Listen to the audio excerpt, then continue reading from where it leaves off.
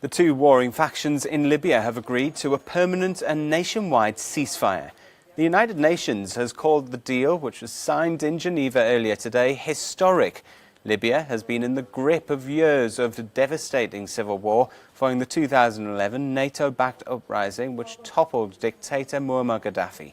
The country has then split between a UN-supported government in the capital Tripoli and rival authorities based in the east.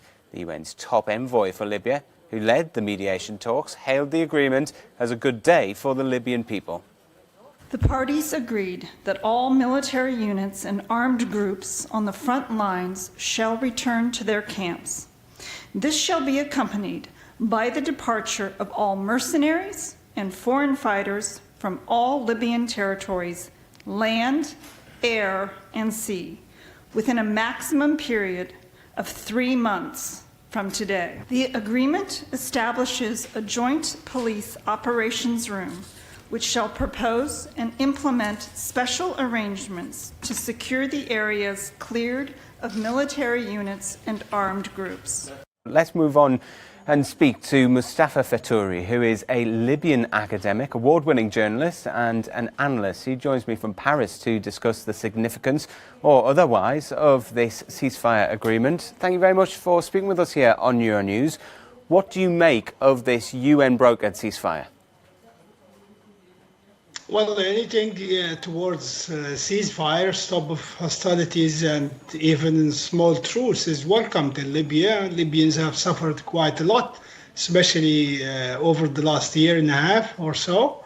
But I really, I'm not very, pessimistic, but I'm cautiously hopeful that the ceasefire agreed today in Geneva can be actually implemented. That's one thing.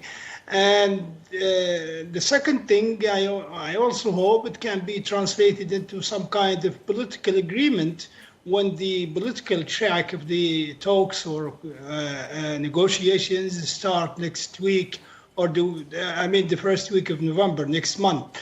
But I also would like to mention the fact that I noted President Recep Tayyip Erdogan, what he said after the news broke from Geneva. He said the ceasefire today was not signed by high-ranking officials from both sides. And this raises some kind of questions. According to him, he actually questioned whether it will be implemented in the first place or adhered to in the first place. And he's right in one side of the question, if you like, because we have seen some kind of documents signed before, specifically about ceasefires, and nobody really went along with them or enforced them on the ground. That's one thing. The other thing, we have to remember that Turkey is a very important player in Libya now, and if the Turks are not happy with it, I doubt if it will go on. Yes. Well, that's what I wanted to get on to. The fact that Turkey is quite a big player in the region, Russia as well. They've both got their infrastructure within the country. We've heard there from the UN's top envoy saying that foreign fighters, mercenaries have to leave within 3 months. But do you really think those two superpowers are going to do that after they've built up what they've got there? Well, it's very doubtful, Oliver. We really have, it's very difficult question to answer with the specific answer, but we really have to wait and see. And we have to remember that Libya is under complete arms embargo.